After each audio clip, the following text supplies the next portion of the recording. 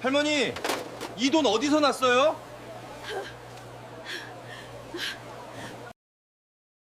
연세 드신 할머니가 매일 거액을 쓰고 있습니다.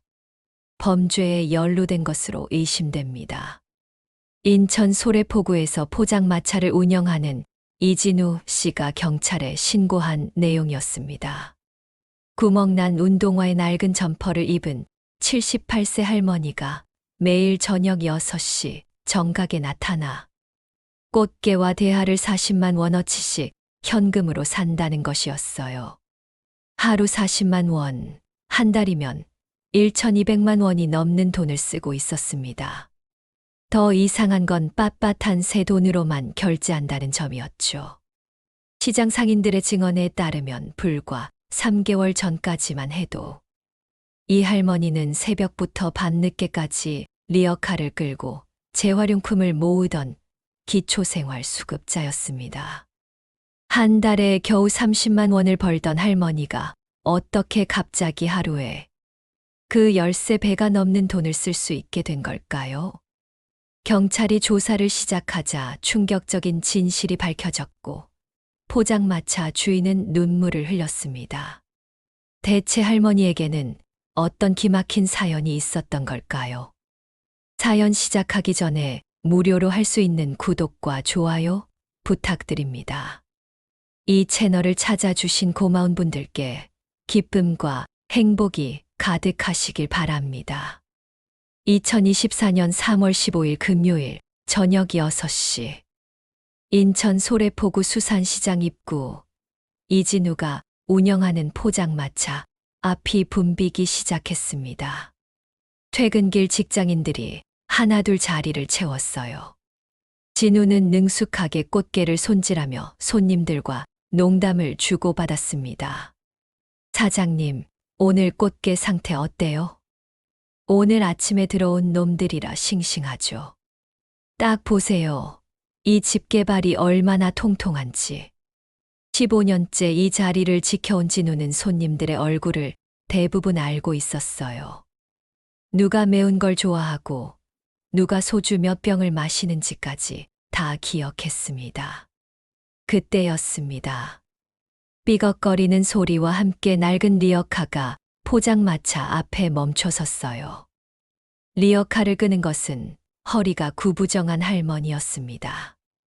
회색 머리카락은 듬성듬성하고 얼굴에는 깊은 주름이 새겨져 있었어요. 검은색 점퍼는 색이 발의 회색에 가까웠고 군데군데 실밥이 풀려 있었습니다. 발끝이 뚫린 운동화에서는 양말이 삐져나와 있었어요. 진우는 잠시 손을 멈췄습니다. 이런 차림의 어르신이 포장마차에 오시는 경우는 드물었거든요. 대부분 가격을 물어보다가 비싸다며 그냥 가시곤 했죠. 어서 오세요, 할머니. 진우가 조심스럽게 인사했습니다. 할머니는 수조를 천천히 둘러봤어요. 그러더니 떨리는 손가락으로 가장 큰 수조를 가리켰습니다. 저기 꽃게 있나요? 목소리는 작고 가늘었지만 분명했습니다. 네, 있습니다.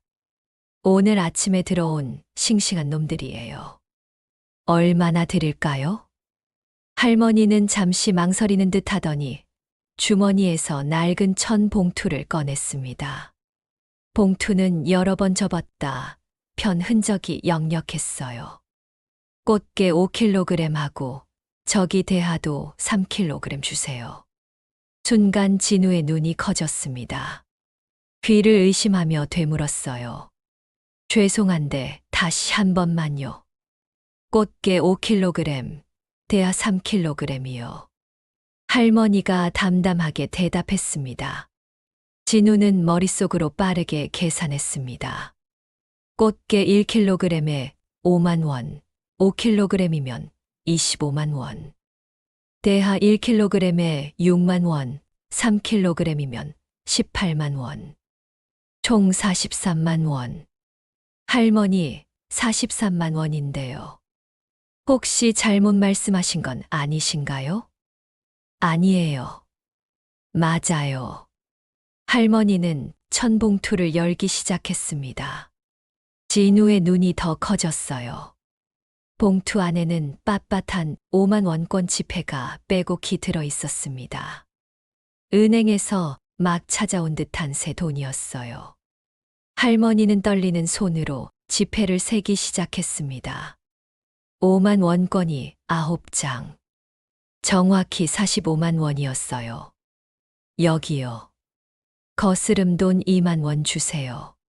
진우는 당황스러움을 감추지 못한 채 돈을 받았습니다. 구멍난 운동화를 신은 할머니가 43만 원어치 해산물을 산다니. 도무지 앞뒤가 맞지 않았어요. 할머니, 이렇게 많은 양을 어디에 쓰시려고요? 필요한 곳이 있어서요. 할머니가 짧게 대답했습니다. 표정은 무덤덤했고 더 이상 말하고 싶지 않다는 게 역력했어요.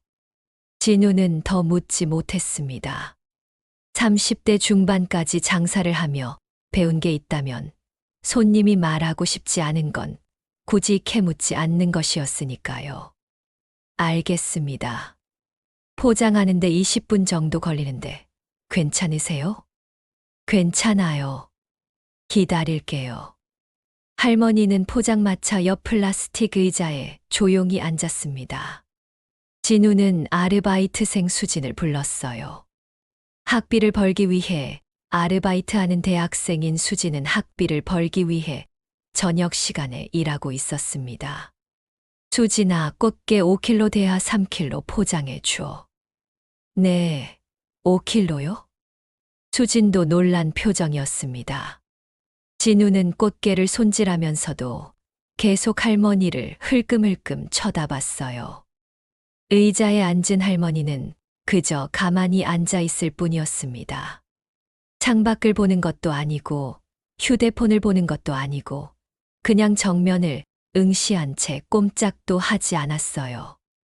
마치 시간이 멈춘 사람처럼 보였습니다. 20분이 지났습니다. 포장이 끝나자 진우가 할머니를 불렀어요. 할머니, 다 됐습니다. 할머니는 천천히 일어나 리어카 앞으로 갔습니다. 진우와 수진이 큰 스티로폼 박스 2개를 리어카에 실어주었어요. 할머니, 무거우신데 괜찮으세요? 택시라도 불러드릴까요? 아니에요. 괜찮아요. 할머니는 리어카 손잡이를 잡았습니다. 구부정한 허리를 더욱 굽히며 리어카를 끌기 시작했어요. 삐걱거리는 바퀴 소리가 멀어져 갔습니다. 진우는 멍하니 그 뒷모습을 바라봤어요.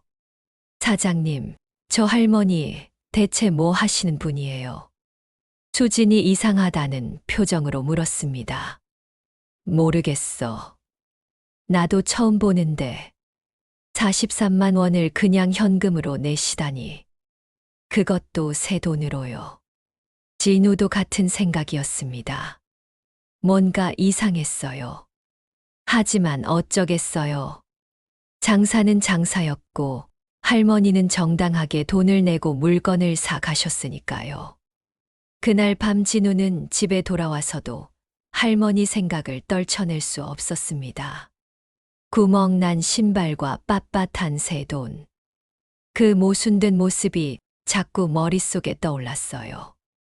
다음 날 저녁 6시. 진우는 평소처럼 포장마차를 열었어요. 어제 일은 일종의 해프닝이었다고 생각했습니다. 할머니가 뭔가 특별한 일이 있어서 큰 마음 먹고 산 거겠지. 오늘은 안 오실 거야. 그런데 정확히 6시가 되자 저 멀리서 삐걱거리는 소리가 들렸습니다. 진우는 고개를 돌렸어요. 똑같은 리어카, 똑같은 낡은 옷차림의 할머니였습니다. 어서 오세요. 진우가 어색하게 인사했습니다. 어제처럼 주세요. 꽃게 5kg, 대하 3kg. 할머니가 주머니에서 또다시 천봉투를 꺼냈어요. 이번에도 빳빳한 새 5만 원권이었습니다. 진우는 수진과 눈빛을 교환했어요. 둘 다 당황한 표정이었습니다. 할머니, 어제도 오셨잖아요. 오늘 또 이렇게 많이 사시면. 괜찮아요. 필요해서 그래요. 할머니의 대답은 어제와 똑같았습니다. 진우는 더 이상 묻지 못하고 포장을 시작했어요. 할머니는 어제처럼 플라스틱 의자에 앉아 기다렸습니다. 20분 동안 단 한 번도 자세를 바꾸지 않았어요. 셋째 날도 마찬가지였습니다. 저녁 6시 정각 할머니가 나타났어요. 같은 시간, 같은 주문, 같은 새 돈. 이번에는 진우가 먼저 말을 걸었습니다. 할머니, 죄송하지만 궁금해서 여쭤보는데요. 이렇게 많이 사서 어디에 쓰시는 거예요? 혹시 식당이라도 하세요? 할머니는 잠시 진우를 바라봤습니다. 그러더니 고개를 저었어요. 아니에요. 그냥 필요한 곳이 있어서요. 그런데 매일 이렇게 많이 사시면 돈이 제 돈이에요. 걱정 안 하셔도 돼요. 할머니의 목소리는 여전히 차분했지만 더 이상 묻지 말라는 뉘앙스가 있었습니다. 진우는 입을 다물었어요. 일주일이 지났습니다. 할머니는 단 하루도 빠지지 않고 매일 저녁 6시 정각에 나타났어요. 시계처럼 정확했습니다. 그리고 항상 같은 양을 주문하고 새 5만 원권으로 결제했죠. 진우는 계산을 해봤습니다. 일주일 동안 할머니가 쓴 돈이 300만 원이 넘었어요. 어느 날 저녁 장사를 마치고 진우는 시장 입구에 있는 정육점으로 갔습니다. 시장 입구에서 정육점을 운영하는 강민석은 진우의 오랜 친구였어요. 민석아, 있어? 형. 무슨 일이야? 너 혹시 우리 가게 앞으로 리어카 끌고 다니는 할머니 봤어? 민석의 표정이 변했습니다. 봤지? 아니, 본 정도가 아니라 우리 가게에도 오셔. 매일. 뭐? 너네 가게에도? 응. 매일 저녁 5시 반쯤 오셔서 한우 3kg씩 사가셔. 현금으로. 그것도 새 돈으로만.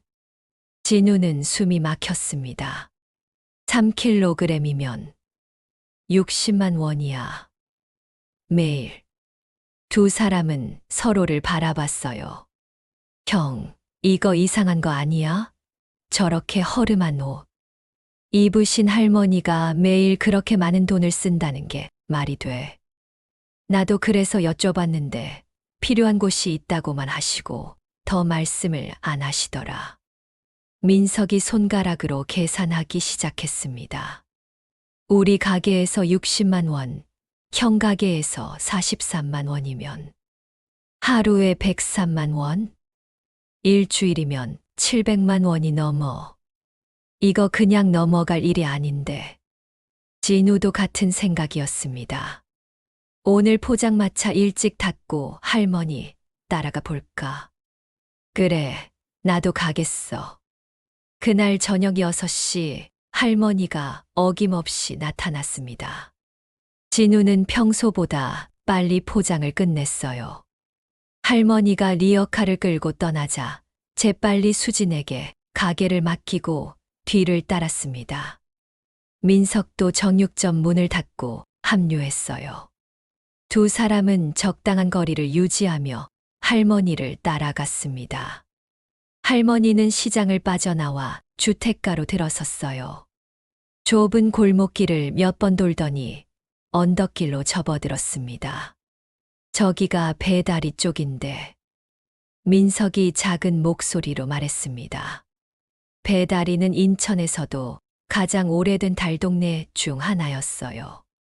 재개발이 예정되어 있지만 아직 진행되지 않은 곳이었죠. 할머니는 가파른 언덕을 천천히 올라갔습니다. 무거운 리어카를 끄느라 힘들어 보였어요. 중간에 한 번 멈춰 서서 숨을 고르기도 했습니다. 드디어 할머니가 언덕 꼭대기의 낡은 판잣집 앞에 멈췄습니다. 진우와 민석은 멀리서 그 모습을 지켜봤어요. 집이라고 하기도 민망할 정도로 허름한 곳이었습니다. 함석 지붕은 녹이 슬어 갈색으로 변했고 나무 벽은 군데군데 구멍이 나 있었어요. 한쪽 창문은 비닐로 막아놨고 문짝은 삐뚤어져 있었습니다. 저런 집에 사시는 거야? 민석이 놀라서 중얼거렸습니다. 그런데 더 이상한 것이 있었습니다. 그 좁은 마당에 커다란 업소용 냉장고가 2대나 놓여 있었어요. 스테인리스 재질의 최신형 냉장고였습니다. 허름한 판잣집과는 전혀 어울리지 않았어요. 저게 뭐야? 진우가 눈을 크게 떴습니다. 할머니는 리어카에서 스티로폼 박스를 하나씩 내렸습니다. 그리고 냉장고 중 하나를 열었어요. 진우는 눈을 의심했습니다. 냉장고 안이 텅 비어 있었던 거예요. 할머니는 오늘 산 박스들을 차곡차곡 냉장고에 넣었습니다. 그러고는 다른 냉장고도 열어 확인했어요. 그 냉장고도 거의 비어 있었습니다. 어제 산 건 다 어디 간 거야? 민석이 속삭였습니다. 매일 산 게 그날 다 없어진다는 거잖아. 도대체 누가 그 많은 양을 먹는다는 거지? 두 사람은 더 이상 가까이 갈 수 없었어요. 들킬까봐 조심스럽게 뒤로 물러났습니다. 시장으로 돌아오는 길, 두 사람은 말이 없었어요. 머릿속이 복잡했습니다. 형, 이거 정말 이상한 거 맞지? 응. 뭔가 석연치 않아. 저런 허름한 집에 사시는 분이 어떻게 업소용 냉장고를 2대나 갖고 있어? 저거 한 대에 500만 원은 넘을 텐데. 그리고 매일 산 게 그날 다 없어진다는 것도 이상하고. 민석이 걱정스러운 표정으로 말했습니다. 형, 혹시 할머니가 범죄에 연루된 건 아닐까? 진우도 그런 생각을 안 해본 건 아니었어요. 무슨 범죄? 돈 세탁이라든지. 요즘 노인들을 이용하는 범죄가 많다잖아. 할머니한테 통장이나 명의를 빌려서 뭔가 하는 거. 그럴 수도 있겠네. 그리고 새 돈만 쓰는 것도 수상하잖아. 보통 사람들은 은행에서 그렇게 많은 새 돈을 자주 찾지 않아. 진우는 깊은 한숨을 내쉬었습니다. 다음 날 저녁 진우는 시장 번영회장인 윤상철을 찾아갔습니다. 상철은 40년 넘게 시장에서 건어물 가게를 운영하며 시장 사람들의 대표 역할을 해왔어요. 회장님, 급하게 찾아뵈어서 죄송합니다. 무슨 일이야, 진우 씨? 진우는 할머니 이야기를 처음부터 끝까지 설명했습니다. 상철의 표정이 점점 굳어졌어요. 그 할머니 다른 가게에도 가는지 확인해 봐야겠어. 상철이 몇몇 상인들에게 전화를 걸기 시작했습니다. 30분 후 놀라운 사실들이 밝혀졌어요. 시장에서 20년째 반찬 가게를 운영하는 김영희에게도 할머니가 매일 왔습니다. 반찬을 40만 원어치씩 사갔다고 했어요. 생선 가게 주인도 같은 이야기를 했습니다. 매일 고등어와 갈치를 30만 원어치씩 사간다고. 과일 가게에서는 사과와 배를 20만 원어치씩. 상철이 계산기를 두드렸습니다. 진우 씨 가게 43만 원, 민석 씨 정육점 60만 원. 영희 씨 반찬 가게 40만 원, 생선 가게 30만 원, 과일 가게 20만 원. 하루에 193만 원이야. 회의실이 조용해졌습니다. 열흘이면 거의 2천만 원이야. 영희가 떨리는 목소리로 말했습니다. 그 할머니 알아요. 배다리 언덕 꼭대기 판잣집에 사는 박순자 할머니세요. 우리 동네 출신이에요. 모두의 시선이 영희에게 쏠렸습니다. 3개월 전까지만 해도 재활용품 주우시던 분이에요. 새벽부터 밤늦게까지 리어카 끌고 다니시면서 폐지나 고철 모으셨죠. 그분이 갑자기 이렇게 많은 돈을? 그래서 저도 이상하다고 생각했어요. 한 달에 30만 원도 못 버시던 분이 상철이 심각한 표정으로 말했습니다. 혹시 할머니가 사기를 당하신 건 아닐까? 요즘 노인들 상대로 보이스 피싱이 많다던데. 아니면 누군가 할머니를 이용해서 범죄를 저지르고 있는 건지도 몰라요. 민석이 덧붙였습니다. 업소용 냉장고 2대가 저 판잣집 마당에 있다는 것도 이상하고요. 상철이 결단을 내렸습니다. 이거 경찰에 신고해야 할 것 같아. 혹시라도 할머니가 범죄에 휘말려 계신 거라면 하루빨리 막아야 해. 모두가 고개를 끄덕였습니다. 다음 날 오전 상철과 진우, 민석은 소래파출소를 찾았습니다. 당직이던 소래파출소에 근무하는 정호석, 순경이 그들을 맞았어요. 31살의 호석은 5년차 경찰관으로 성실하고 꼼꼼하기로 소문나 있었습니다. 무슨 일로 오셨어요? 상철이 할머니 이야기를 설명했습니다. 호석은 수첩에 꼼꼼히 기록하며 들었어요. 그러니까 정리하면 재활용품을 주우시던 할머니가 3개월 전부터 갑자기 하루에 200만 원 가까이 쓰기 시작했다는 거죠. 네. 그것도 새 5만 원권으로만요. 15일 동안 쓴 돈이 거의 3천만 원이고요. 호석의 표정이 심각해졌습니다. 새 돈만 사용한다는 게 수상하네요.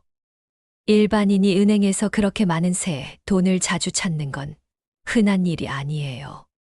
그리고 판잣집 마당에 업소용 냉장고가 2대나 있다는 것도. 냉장고 안은 항상 비어 있고 그날 산 것만 넣으신다고요? 네. 제가 직접 봤습니다. 호석이 생각에 잠겼습니다. 요즘 노인을 이용한 범죄가 많습니다. 통장을 빌려주거나 물건을 대량으로 사게 한 다음 회수해 가는 수법들이죠. 그럼 할머니가 범죄에 가능성이 있습니다. 일단 제가 직접 확인해 보겠습니다. 그날 저녁 6시 호석은 사복을 입고 진우의 포장마차 근처에서 대기했습니다. 정각 6시 할머니가 리어카를 끌고 나타났어요. 호석은 멀리서 할머니를 관찰했습니다. 낡은 옷, 구부정한 허리, 느린 걸음걸이. 전형적인 가난한 노인의 모습이었어요. 할머니가 주문하는 모습, 새 5만 원권을 꺼내는 모습을 지켜본 호석의 눈빛이 날카로워졌습니다. 포장을 기다리는 20분 동안 할머니는 정말로 한 번도 움직이지 않았어요. 마치 동상처럼 앉아 있었습니다. 할머니가 리어카를 끌고 떠나자 호석도 뒤를 따랐습니다. 배다리 언덕 판잣집, 업소용 냉장고. 모든 게 진우의 말과 일치했어요. 파출소로 돌아온 호석은 즉시 보고서를 작성했습니다. 박순자 78세 금융 관련 범죄 혐의 조사 필요. 다음 날 호석은 박순자 할머니에 대한 신원 조회를 했습니다. 기초생활수급자, 배우자 사망, 자녀 1명 사망 2년 전 교통사고.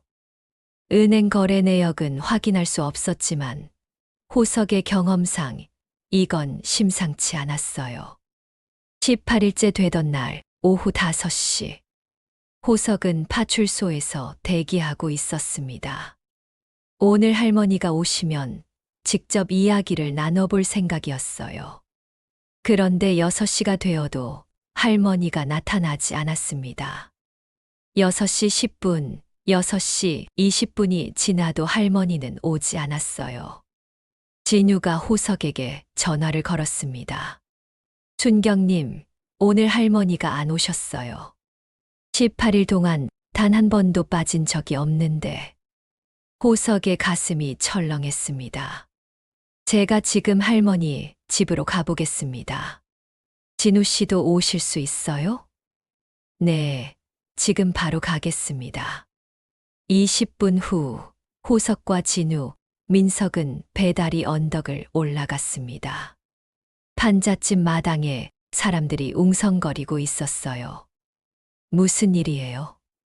호석이 물었습니다. 아, 순경님. 순자 할머니가 쓰러지셨어요. 동네 아주머니가 다급하게 말했습니다. 언제요? 1시간 전쯤요. 마당에서 쓰러져 계시는 걸 발견했어요. 지금 어디 계세요? 구급차로 병원에 가셨어요. 진우는 가슴이 철렁 내려앉았습니다. 어느 병원으로요? 소래병원이요. 세 사람은 급하게 병원으로 향했습니다. 응급실에 도착하니 할머니가 침대에 누워 링거를 맞고 있었어요. 얼굴은 창백했고 호흡이 가빴습니다. 의사가 나왔습니다. 보호자이신가요? 아니요. 저는 경찰이고요. 이분들은 할머니를 아는 분들입니다. 가족은 안 계세요. 그렇군요. 할머니가 극심한 영양실조와 과로 상태입니다. 그리고 의사가 잠시 말을 멈췄습니다. 간암 말기세요. 이미 상당히 진행되었고 오래 못 가실 것 같습니다. 진우는 숨이 막혔습니다. 할머니가 그걸 아셨나요? 네. 차트를 보니 3개월 전에 진단받으셨더군요. 3개월 전. 할머니가 거액을 쓰기 시작한 시점과 일치했습니다. 지금 의식은 있습니다. 잠깐 대화는 가능할 거예요. 호석이 조심스럽게 병실로 들어갔습니다. 진우와 민석도 따라 들어갔어요. 할머니는 눈을 뜨고 있었습니다. 세 사람을 보자 희미하게 미소를 지었어요. 포장마차 사장님, 정육점 사장님, 할머니 괜찮으세요? 진우가 다가가 물었습니다. 괜찮아요. 그런데 순경님은? 저는 소래파출소 정호석입니다. 할머니께 여쭤볼 게 있어서 왔습니다. 호석이 의자를 끌어당기며 조심스럽게 말했습니다. 할머니 죄송하지만 몇 가지 여쭤봐도 될까요? 할머니가 천천히 고개를 끄덕였어요. 할머니 집에서 통장을 발견했습니다. 호석이 비닐봉투에서 통장을 꺼냈습니다. 적법한 절차를 거쳐 긴급하게 확보한 증거였어요. 이 통장에 27억 3천만 원이 들어있던데요. 이 돈이 어디서 나온 건가요? 순간 병실이 조용해졌습니다. 27억. 진우와 민석은 서로를 바라봤어요. 믿을 수 없다는 표정이었습니다. 할머니는 한참을 침묵했습니다. 그러더니 깊은 한숨을 내쉬었어요. 결국 들키고 말았네요. 호석의 표정이 굳어졌습니다. 범죄 관련인 걸까? 할머니, 솔직하게 말씀해 주세요. 혹시 누군가에게 협박을 받거나 강요당하신 건 아니신가요? 아니에요. 할머니가 고개를 저었습니다. 그럼 이 돈은 로또예요. 네. 세 사람이 동시에 되물었습니다. 3개월 전에 로또 1등에 당첨됐어요. 40억이었죠. 세금 떼고 27억을 받았어요. 진우의 입이 떡 벌어졌습니다. 로또라니. 전혀 예상하지 못한 대답이었어요. 그런데 왜 그 사실을 숨기시고? 호석이 물었습니다. 할머니의 눈가에 눈물이 맺혔어요. 돈이 무슨 소용이에요. 이제 와서 이런 돈이. 준호가 없는데. 준호요? 제 아들이에요. 2년 전에 교통사고로. 할머니는 더 이상 말을 잇지 못하고 눈물을 흘렸습니다. 진우는 가슴이 먹먹해졌어요. 할머니. 할머니는 떨리는 손으로 베개 시 속에서 낡은 사진을 꺼냈습니다. 환하게 웃고 있는 젊은 청년의 사진이었어요. 2년 전 봄날이었어요. 할머니가 사진을 쓰다듬으며 말을 시작했습니다. 병실은 조용했습니다. 링거 떨어지는 소리만이 규칙적으로 들렸어요. 준호가 대학을 중퇴하고 건설 현장에 들어간 지 한 달째 되던 날이었죠. 첫 월급 받는 날이었어요. 할머니의 목소리가 떨렸습니다. 그날 아침 5시에 일어나서 출근하면서 그러더라고요. 엄마, 오늘 첫 월급 타면 깜짝 선물 있어. 기대하세요. 할머니는 잠시 눈을 감았습니다. 손은 상처투성이고 얼굴은 햇볕에 그을어서 까맣게 됐는데도 그렇게 환하게 웃더라고요. 저녁 7시쯤 준호한테 전화가 왔어요. 할머니는 마치 그때의 전화를 다시 듣는 것처럼 말했습니다. 엄마, 첫 월급 탔어. 지금 소래포구야. 엄마가 좋아하는 꽃게탕 포장하고 있어. 호석도 진우도 민석도 숨을 죽이고 들었습니다. 준호 목소리가 얼마나 들떴는지 몰라요. 마치 어린애처럼. 엄마, 나 항상 말했잖아. 첫 월급으로 엄마한테 꽃게탕 사드리는 게 꿈이었다고. 오늘 그 꿈 이뤘어. 할머니는 눈물을 흘렸습니다. 몇 달 전에 소래포구 지나가다가 꽃게 가격을 물어봤었어요. 1kg에 5만 원이라고 하니까 준호가 아쉬워하면서 그랬죠. 엄마, 나중에 돈 많이 벌어서 우리 꽃게 배 터지게 먹어보자고. 진우는 울컥했습니다. 횡단보도를 건너고 있었대요. 초록불이었고 양손에 포장마차 봉투를 들고 있었고 할머니는 더 이상 말을 잇지 못했습니다. 음주운전 차량이 신호를 무시하고 돌진했어요. 그 자리에서 병실은 흐느낌으로 가득 찼습니다. 민석은 고개를 돌려 눈물을 닦았어요. 호석 순경도 눈시울이 붉어졌습니다. 병원에 갔을 때 준호가 아직 의식이 있었어요. 할머니가 떨리는 목소리로 말했습니다. 제 손을 꼭 잡고 말했어요. 엄마, 꽃게탕 사왔어요. 같이 먹고 싶었는데. 할머니는 가슴을 쳤습니다. 그러고는 눈을 감았어요. 구급차에 실릴 때까지 포장마차 봉투를 놓지 않았대요. 응급구조사가 빼려고 해도 꼭 쥐고 엄마 드려야 한다고. 첫 월급으로 산 거라고. 진우는 더 이상 참을 수 없었습니다. 눈물이 흘러내렸어요. 그날 이후로 저는 하루도 제정신으로 살 수가 없었어요. 할머니가 천장을 올려다봤습니다. 매일 밤 준호가 꿈에 나타나요. 엄마, 꽃게탕 먹고 싶었어요. 엄마랑 같이 먹고 싶었어요. 그렇게 말하면서 울어요. 호석이 할머니의 손을 잡았습니다. 그러다 3개월 전에 병원에서 간암말기라는 진단을 받았어요. 길어야 6개월이라고. 그래서 로또를. 네. 그날 집에 돌아오는 길에 무작정 로또를 샀어요. 준호 생일 숫자들로 번호를 찍었죠. 할머니는 쓸쓸하게 웃었습니다. 그게 1등이 됐더라고요. 40억. 세금 떼고 27억. 그런데 말이에요. 할머니가 사진을 다시 쓰다듬었습니다. 그 많은 돈이 무슨 소용이에요. 주고 싶은 사람은 이제 없는데. 준호만 있으면 되는데. 진우는 고개를 떨구었습니다. 준호가 못 먹고 간 그 음식들을. 할머니가 다시 입을 열었습니다.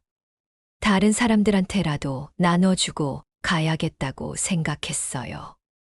준호가 그렇게 먹고 싶어 했는데 결국 못 먹고 갔잖아요. 그럼 다른 사람들이라도 먹게 해주자고. 그래서 매일, 네, 소래동 무료급식소하고 노숙인 쉼터에 보내고 있어요. 호석이 눈을 크게 떴습니다. 업소용 냉장고는 급식소에서 설치해 준 거예요. 매일 저녁 7시에 급식소 차량이 와서 가져가거든요. 모든 퍼즐이 맞춰졌습니다. 할머니, 진유가 떨리는 목소리로 말했습니다. 저희가 할머니를 범죄자로 의심했습니다. 정말 죄송합니다. 아니에요. 괜찮아요. 할머니가 미소를 지었습니다. 당연히 의심할 만했죠. 저라도 그랬을 거예요. 민석도 할머니 앞에 무릎을 꿇었어요. 할머니, 용서해 주세요. 우리가 오해를. 괜찮다니까요. 할머니가 민석의 머리를 쓰다듬었습니다. 오히려 다행이에요. 이렇게라도 제 마음을 말할 수 있게 됐으니까. 호석 순경이 통장을 다시 보며 물었습니다. 할머니 지금까지 얼마나 쓰셨어요? 한 12억 정도 쓴 것 같아요. 남은 게 15억 좀 넘죠. 그럼 앞으로도 계속. 네. 이 돈 다 쓸 때까지는 죽을 수 없어요.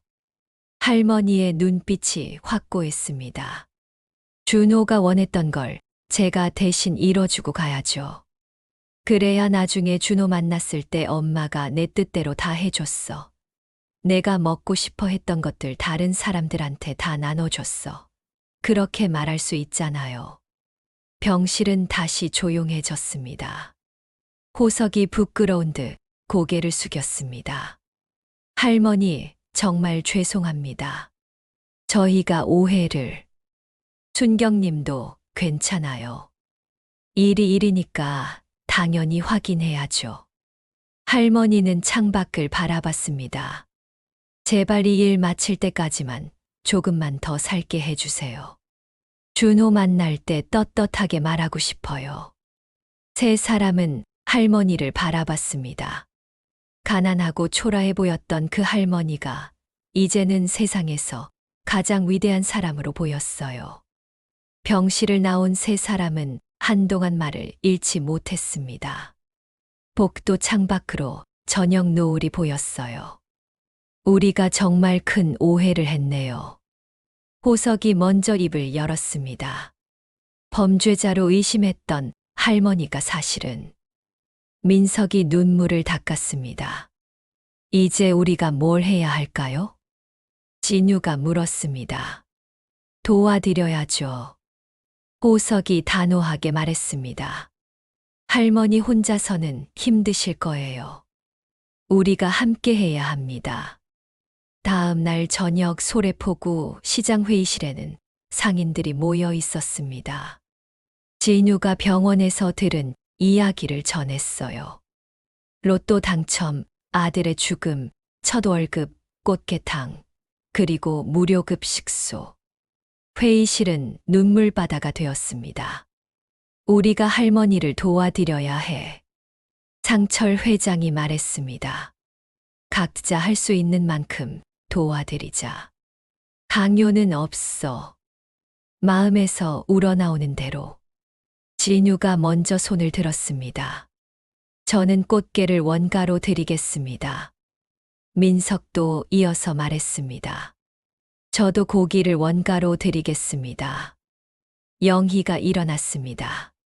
저는 반찬을 무료로 드리겠어요. 제가 할 수 있는 건 그것밖에 없어서. 다른 상인들도 하나둘 손을 들었어요. 과일 가게 주인, 생선 가게 주인, 떡집 주인. 모두가 자신이 할 수 있는 것을 내놓기로 했습니다. 일주일 후 할머니가 퇴원했습니다. 시장에 나타난 할머니를 상인들이 모두 나와서 맞이했어요. 할머니, 어서 오세요. 이제부터 우리가 도와드릴게요. 할머니는 놀란 표정이었습니다. 아니에요. 이건 제가 할 일이에요. 할머니 혼자만의 일이 아니에요. 진우가 다가가 말했습니다. 우리 모두의 일이 되었어요. 그날부터 시장은 변했습니다. 매일 저녁 6시가 되면 상인들이 조금씩 준비한 음식들이 할머니의 리어카에 실렸어요. 누군가는 김치를, 누군가는 과일을, 누군가는 떡을 보탰습니다. 할머니의 리어카는 더 이상 무겁지 않았어요. 상인들이 함께 밀어주었으니까요. 한 달 후 지역 신문에 할머니의 이야기가 실렸습니다. 아들의 못다 이룬 꿈을 이어가는 어머니. 기사를 본 시민들이 시장을 찾아왔습니다. 성금을 내놓는 사람, 자원봉사를 하겠다는 사람, 함께 음식을 나누고 싶다는 사람들. 무료급식소 소장이 직접 시장을 방문했습니다. 할머니 덕분에 우리 급식소에서 하루 300명이 따뜻한 식사를 합니다. 소장이 할머니의 손을 잡았습니다. 특히 젊은 사람들이 좋아해요. 이렇게 좋은 음식은 처음 먹어본다고. 할머니의 눈가에 눈물이 맺혔습니다. 정말요? 네. 어제는 한 청년이 이렇게 말했어요. 꽃게탕이 이렇게 맛있는 줄 몰랐어요. 살아야겠다는 생각이 들었어요. 할머니는 가슴을 쓸어내렸습니다. 마치 준호가 그 말을 한 것처럼 느껴졌어요. 2달 후 시장 입구에 특별한 냉장고가 설치되었습니다. 준호의 나눔 냉장고. 상인들이 십시일반 모은 돈으로 만든 것이었어요.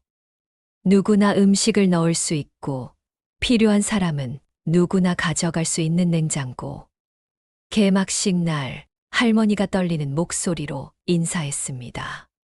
준호가 살아있었다면 이런 모습을 보고 정말 기뻐했을 거예요. 할머니는 냉장고 문을 쓰다듬었습니다. 준호야, 보고 있니? 엄마가 내 이름으로 이렇게 좋은 일을 하고 있어.